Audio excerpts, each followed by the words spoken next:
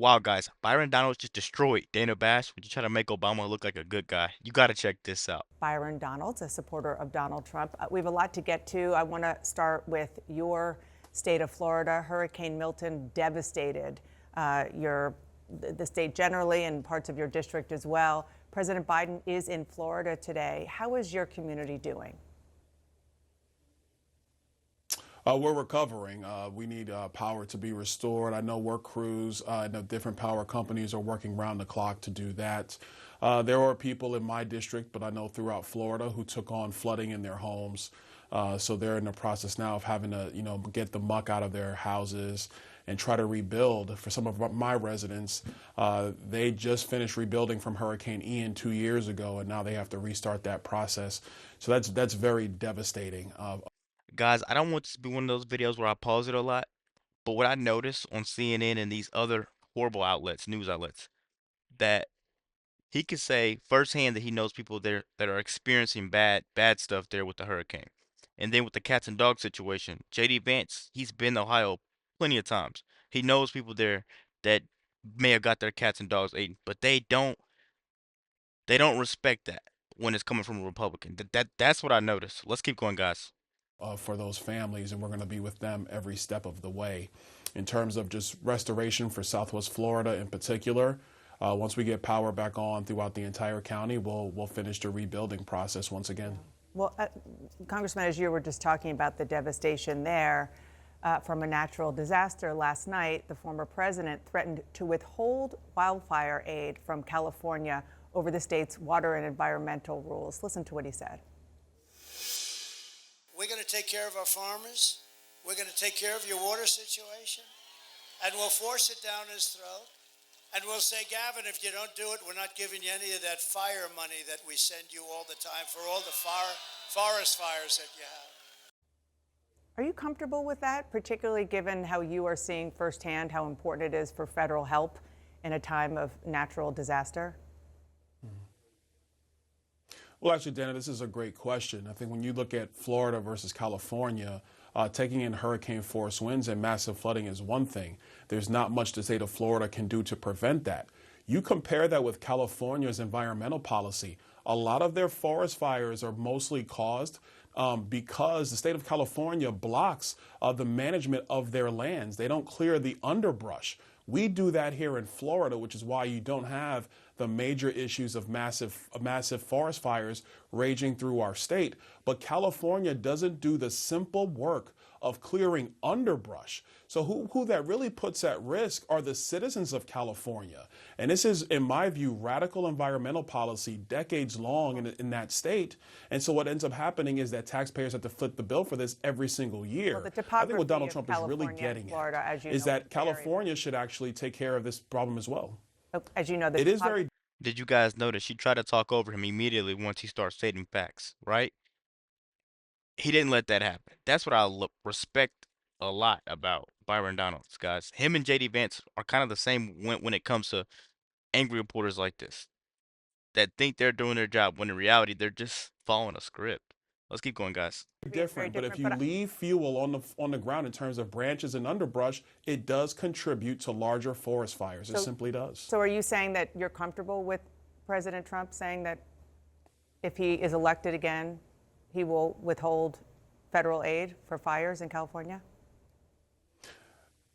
No, I'm not saying that. I'm not comfortable with that, and I think Congress is going to weigh in on this heavily. And of course, we're going to do what needs to be done. But So California does have to look at their land management issues in the future. They have to look at that, Dana, and we have to be responsible with the dollars that the federal government is going to be spending. We're always going to be there for the American people. Make no mistake about that. But California does need to have a responsibility to clean up their lands. Let me turn to the topic of what Kamala Harris is doing this coming week, particularly Monday and Tuesday. She's got several events courting black voters.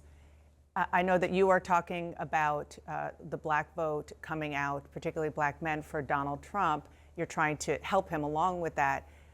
To that point, can you talk specifically about what Donald Trump would do policy-wise in a second term to help black Americans? Sure, and thank you for that question. And I, I don't want to say this the wrong way, but everyone's saying help, help, help. How can you help black people? I think you need to help the world. I need you to help the world be a better place because if you just focus on one race, you're gonna miss out on the other people that also need help. We're not the only people that need help. I'm sorry to say, but we're not the only people that need help in this world. You know what I mean? And making it so easy for one race kind of hinders them. That's my honest take on it. Let's keep going, guys.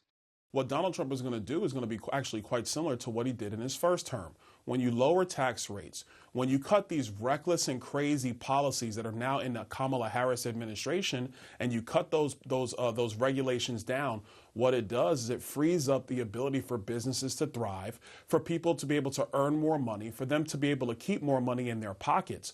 All of his economic policies actually have a stabilizing effect on prices, and they grow our economy. You couple that with his energy policies. He calls it drill, baby, drill. But what it is being energy dominant in the United States of America. That also allows for us to put a cap on these massive price increases under the Kamala Harris administration. What that means in particular for black families is that you have an ability to earn more money, keep more money, wages actually growing, when you adjust them for inflation. And then the big stat, and this happened during the first Trump administration, nobody likes to talk about it. I heard Senator Warnock mention it. Wages adjusted for inflation were massively up under Donald Trump for black men, for black families, but for all Americans. The wage gap that Democrats love to lecture about, the wage gap in 2019 was actually shrinking under Donald Trump's administration, his economic policies, his energy policies, and his regulatory Can I just policies. go back to the tax? So that's the agenda that black men are looking at. Okay, thank you for that. The tax cut question. Again, go ahead. I would imagine that Kamala Harris would say or would ask the question about how tax cuts for wealthy Americans will help the black community. What's the answer to that? Well, Kamala Harris would say something like that.